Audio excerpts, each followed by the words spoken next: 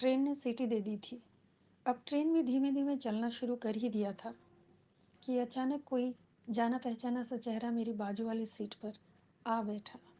मैं अकेली सफ़र कर रही थी, इसलिए चारों ओर नज़रें दौड़ा लिया, तो देखा सभी अजनबी चेहरे थे। कन्नी करके ज़रा बगल वाले पर नज़र डाला, तो ऐसा क्यों लग रहा था कि इस शख्स को मैंने कहीं देखा है, पर याद नहीं आ रहा था। बैठे-बैठे क्या करती? सोचने लगी, आखिर ये जनाब कौन है, जो जाने-पहचाने से लग रहे हैं? मगर यहाँ ऐसे हालात में उस शख्स से मिलना बड़ा अजीब भी लग रहा था। क्या वो मुझे नहीं पहचानते? फिर मैं क्यों मरी जा रही हूँ?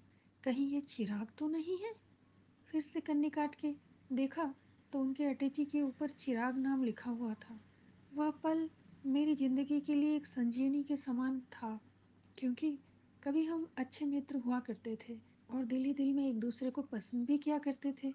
पता नहीं, शायद कहीं वो मुझे तिरछी नज़र से देखने का प्रयास कर रहा होगा, पर मैं क्यों आगे बढ़कर बात करूं? उसे क्या मेरी याद नहीं आती है? वो ही पहले बात करी। मैं पहले की तरह मन ही मन शरारत करने लगी। मैंने देखा उसने अपनी जेब से काला चश्मा निकाला और मोबाइल में कुछ देखने लगा। कमाल है, इसकी आंखों को क्या हो गया है भला? वैसे पहले भी तो वह चश्मा पहनता ही था, पर नॉर्मल वाला। मेरे पास की खाली जगह पर वह बैठ गया और काला चश्मा भी पहन लिया, पर एक बार भी मेरी तरफ नहीं देखा और ना पहचानने की कोशिश की। मैंने कनखियों से नज़र बचाकर उसे देखा। उम्र के उस मोड़ पर भी कमबख्त वैसा कि वैसा गबरू जवान था। हाँ, कुछ भारी जरूर हो गया था, मगर इतना ज़्यादा भी नहीं। 12 वर्ष बाद मैंने उसे देखा था। दिल तो धड़क रहा था, पर गुस्सा भी आ रहा था। इतना भी कोई अनजान बनता है क्या? एक समय ऐसा भी था कि मुझे बिना देखे वह रह नहीं पाता था। इसलिए संडे वाले दिन या छुट्टी वाले दिन भी वह हमारे घर के सामने वाली दुकान पर आकर घंटों बैठा रहता था। मेरे घर की ओर टकटकी लगाए देखता रहता था। मुझे पूरी तरह देखा भी नहीं, बस बिना देखे ही कहा, सॉरी। जल्दी मैं गलती बोगी में घुस आया। अगले स्टेशन में चला जाऊंगा, अपनी जगह बैठ जाऊंगा। फिर वह अपने मोबाइल में लग गया। मेरी इच्छा जानने की कोशिश भी नहीं की। उसकी यही गुमसुम रहने वाली बात हमेशा मुझे बुरी लगती थी। कभी तो खुलकर कुछ इजहार करता। आखिर हम भी तो दो प्यारे भरी मीठी बातें सुनने की चाह रखते हैं। फिर भी न जाने उसमें ऐसा क्या था कि आज तक मैं उसे भुला नहीं पाई थी। एक वो था कि 12 वर्षों में ही मुझे भूल गया। मैंने सोचा शायद अब वह मुझे पहचान लेगा। मैं तो आज भी स्लिम ट्रिम सुंदर हूँ। उम्र हो जाने पर भी मेरी उम्र को कोई पकड़ नहीं पाता है। पर ऐसे में भला उसने मुझे पहचाना क्यों नहीं? मेरा मन बहुत दुखी हो गया। जिसके प्यार को जीवन में कभी भुला ही नहीं पाई, और वो है कि मुझे पहचान तक नहीं रहा है। ये सारे मर्द एक से ही खड़ूस होते हैं। उन्हें औरत के कोमल भावनाओं की कोई कदर होती ही नहीं है। इच्छा हो रही थी कि कुछ पल खुल के उसके साथ गुजारूं, पुरानी यादें हों, कुछ प्यार की बातें हों, पर यहाँ तो सब गुड़ गोबर होने चला था। माहौल कुछ जम ही नहीं रहा था। मैं अपने नसीब को कोसती रही। आज वही शख्स पास में बैठा था जिसे स्कूल के दिनों से मैंने दिल में बसा रखा था। स्कूल कॉलेज हमने साथ ही बिताए थे। इतना लंबा वक्त साथ चले, फिर ये कैसे भूल बैठा मुझे? पता नहीं। वह तो आज पहचान ही नहीं रहा है। कितना घमंडी हो गया है। लगता है उसकी बीवी महलों की रानी है, तभी इसको भी दूसरी औरत की तरफ देखने की फुर्सत नहीं। बड़ा आया। मैं मन ही मन कुड़कुड़ाती रही। आखिर दिल जो दे बैठी थी कभी उस पर, और वो है कि बुद्धू।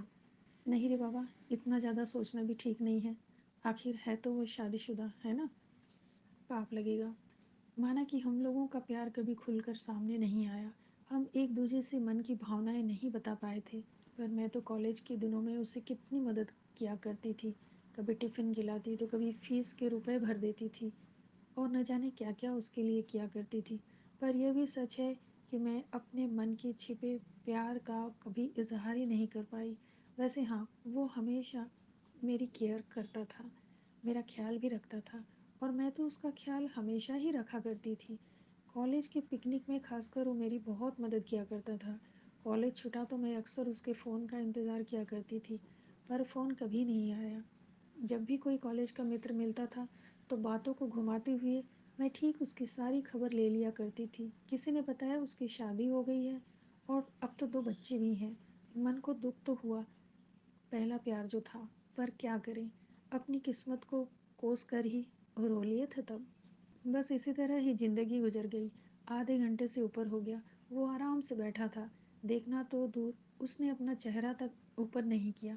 पता नहीं, कहीं काला चश्मे से मुझे वह देख तो नहीं रहा है। मैं कभी मोबाइल में देखती तो कभी उसकी तरफ। सोशल मीडिया पर उसके अकाउंट खोलकर देखा और तस्वीर मिलाई तो पाया कि ये तो वही था। पक्का वही, कोई शक नहीं था। और नाम भी तो वही है। वैसे भी हम महिलाएं अपने प्यार को पहचानने में कभी धोखा नहीं खा सकती। 12 वर्ष बाद भी सब कुछ वैसा ही तो था। हाँ, कहीं कहीं दाढ़ी के बाल सफ़ेद ज़रूर हो गए थे उसके। सर के बाल भी काफ़ी सफ़ेद हो गए थे। फिर और कुछ वक्त गुजरा। माहौल वैसा के वैसा ही था। मैं बस उम्मीद लगाए रही कि कब वो कुछ बोले। अगला स्टेशन आने को था। ट्रेन रुकने लगी थी। वो चला जाएगा। क्या बात नहीं करेगा? क्या सच में मुझे भूल गया? एक पल में हजारों प्रश्न मेरे मन में दौड़ने लगे। वह उठ खड़ा हुआ, अटैची हाथ में उठाया। मैं चुपचाप उसे मायूस होकर निहारती रही। वह आराम से चला गया। मैं उसे जितनी दूर मेरी नज़र जाए देखती रही। अब फिर से ट्रेन ने सीटी लगाई। मेरी आंखें भर आई। न जाने फिर कब मिलेंगे। हम एक दूसरे को बहुत प्यार करते थे, पर एक दूसरे को कभी बता ही नहीं सके। पहले आप के चक्कर में हमारी प्यार की गाड़ी निकल गई। न वो बोल पाया और न मैं। अचानक मेरी नज़र नीचे पड़े एक कागज़ के टुकड़े पर पड़ी। सोचा मेरे पर्स से गिर गया होगा। उठाकर देखा तो उसमें लिखा था, चिराग, हो सके तो फ़ोन करना। नीचे फ़ोन नंबर लिखा था और उसके नीचे लिखा था 143। बाकी सब तो ठीक था, पर 143 क्या है? इसे समझने में मेरी हालत ख़राब हो गई थी। किससे पूछती, ये क्या है? कौन बताएगा कि इसका मतलब क्या है? मन ही मन गुस्सा करती रही। इतनी देर बातें क्यों नहीं किया कम वक्त ने? सुना है शादीशुदा है, तो फिर ऐसा क्यों किया? पता नहीं। दिमाग में हजारों बातें घूमने लगे थे। इस तरह 1 महीने गुजर गए। 143 का मतलब समझ में ही नहीं आया। तो एक रविवार की शाम को उसे ही मैं फ़ोन कर बैठी। उसने पूछा, कैसे फ़ोन किया? मैंने कहा, तुमने फ़ोन नंबर जो दिया था, इसलिए फ़ोन किया। उसने फिर पूछा, कुछ पूछना चाहती हो? मैंने कहा, नहीं नहीं, आपका फ़ोन नंबर ठीक है कि नहीं, यह चेक कर रही थी। फिर उसने कहा, अब तसल्ली हो गई? मैंने बात घुमाया और पूछा, घर में सब कैसे हैं? उसने कहा, सब बढ़िया हैं। मुझे समझ में नहीं आ रहा था कि उसकी पत्नी और बच्चे के बारे में कैसे पूछूं। मैंने कहा, ये तुमने 143 लिखा है, ये क्या है? कुछ समझ में नहीं आया। उसने कहा, तुम अब भी ट्यूबलाइट हो। मैंने कहा, तो फिर ठीक है, मैं अब फ़ोन रखती हूँ। उसने कहा, आई लव यू। मैं गुस्से में चिल्लाई, छी, तुम्हें शर्म आनी चाहिए। उसने कहा, किस बात की? मैं चिल्लाई, शादीशुदा हो फिर भी ऐसी बातें करते हो? यह सब तो अपनी पत्नी से तुम्हें करनी चाहिए। उसने कहा, वही तो कह रहा हूँ, दिल में मेरे तुम ही हो। हमारी शादी नहीं हुई तो क्या, प्यार भी तो शादी का एक पवित्र रूप है। मेरी पत्नी रानी, ये तुम्हें किसने कह दिया कि मेरी शादी हो गई है? मैं आज तक तुम्हारा इंतज़ार करता रहा हूँ। मुझे बताया गया था कि तुम्हारी शादी हो गई है, पर उस दिन ट्रेन में मैं तुम्हें देखकर जान पाया कि तुम भी मेरी तरह शायद मेरी प्रतीक्षा में हो। क्यों, ठीक है ना? उसकी ये बातें सुनकर मैंने पूछा, फिर उस दिन तुमने ट्रेन में मुझसे बातें क्यों नहीं की? उसने कहा, 12 साल गुजर गए, तुम अब भी नहीं बदली, पर तुमने अब तक शादी क्यों नहीं की? बूढ़ी होना है क्या? मैंने हंसते हुए कहा, हाँ, दरअसल कोई बूढ़ा नहीं मिल रहा था। और फिर हम दोनों हंस पड़े। मैं तुम्हारे शहर में ही हूँ, कल तुम्हारे घर वालों से मिलने आ रहा हूँ, उसने धीरे से कहा। मैंने पूछा, पर क्यों चिराग?